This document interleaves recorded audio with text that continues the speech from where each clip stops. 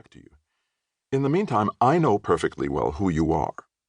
You're Paul Horace Madden of Seattle, a very good freelance photographer, and a very nice person I'm going to marry as soon as he gets on his feet again, and he'd better not be too slow about it, or I'll just crawl right into that hospital bed with him. Looking at her, I wondered if that part of the world was full of beautiful women in baggy pants, or if she was a unique specimen.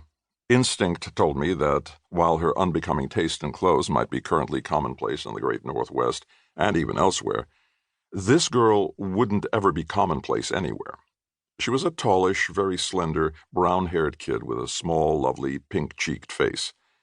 There's something about a damp, cool, coastal climate that seems to produce that kind of fresh-faced loveliness, but again, don't ask me how I knew it. I couldn't really remember any other damp coastal climates or any other fresh-faced lovelies. The thought just came to me. She was wearing a pink pullover sweater over a pink open-necked shirt and pink slacks that were, as I've indicated, ridiculously wide, so they had a sloppy, floppy look in spite of being immaculate and sharply creased. It was a garment that obviously hadn't been picked for flattery, or even practicality, just for current style. Nevertheless, she surmounted the handicap with ease, and managed to leave me with no doubt that her unseen legs were shapely and marvelous, and her invisible ankles slim and wonderful.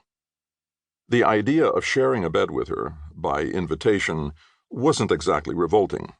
From what she'd already said to me, and to the authorities who'd questioned me about the crash, this wouldn't be the first time it had happened. It seemed ungallant of me to have forgotten it. I said firmly, however, "Begging your pardon, ma'am, what I want right now is to get me out of this damned bed, not you in. First things first and all that. Not that I don't appreciate the offer. I'll be happy to accept a rain check valid for a more suitable time and place." She made a face at me and laughed. "Well, all right. I won't rape you today if you're feeling shy, darling. What do the doctors say? Have they told you when you'll be well enough to leave?" I said, "I have a hunch they'd turn me loose right now if I wasn't such a fascinating specimen.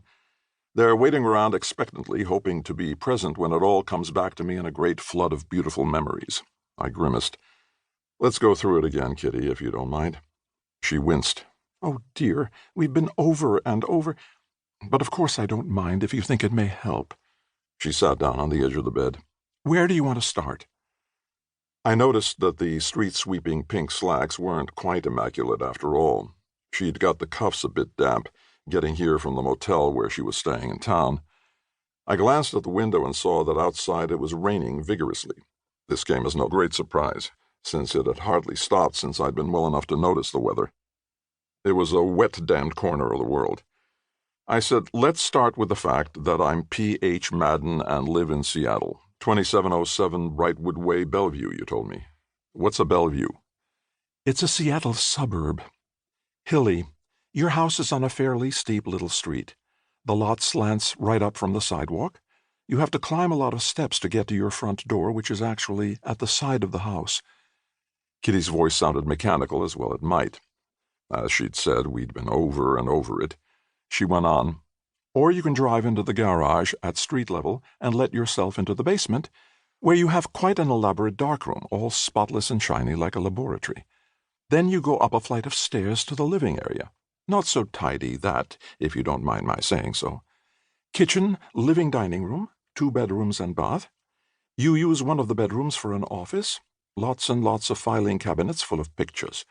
There's a porch or sun deck at the front of the house over the garage." She regarded me hopefully. "Does that bring anything back?" It was detailed and convincing, but I didn't recognize it as a house in which I'd ever lived. Not a thing. "I gather I haven't been in residence too long. 6 months or so, you said." Kitty nodded. "Yes, you'd spent a good many years moving around, you told me. Freelance photography in odd corners of the earth. More recently, you took pictures for some magazine in Vietnam and got yourself badly wounded.